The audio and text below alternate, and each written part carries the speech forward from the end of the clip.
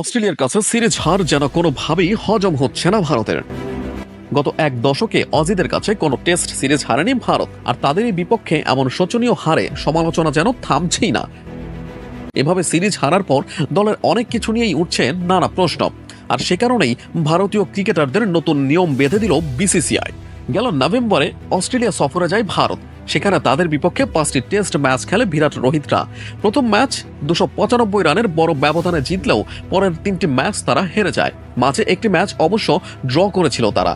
তাছাড়া বাকি 3 ম্যাচে অস্ট্রেলিয়ার বিপক্ষে তেমন কোনো প্রতিরোধ গড়ে তুলতে পারেনি বিরাট রোহিতরা।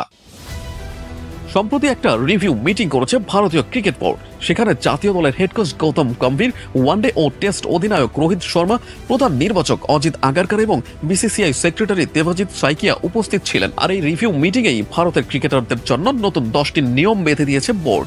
এই গাইডলাইন না মানলে আইপিএল খেলায় নিষেধাজ্ঞা আসতে পারে, এমনকি বোর্ডের চুক্তি তালিকা থেকেও বাদ দেওয়া হতে পারে।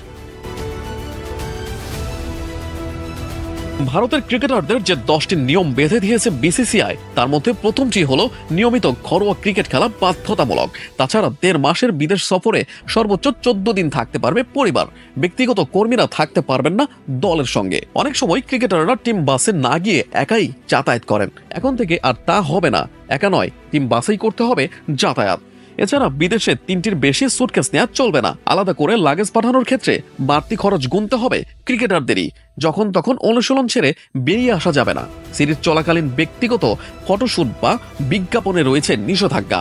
বোর্ডের ফটোশুট এবং অনুষ্ঠানে ক্রিকেটারদের হাজিরা বাধ্যতামূলক, এবং ম্যাচ তাড়াতাড়ি শেষ হলেও বাড়ি ফিরতে পারবেন না ক্রিকেটাররা। আহমেদ হৃদয়, অন স্পোর্টস 24।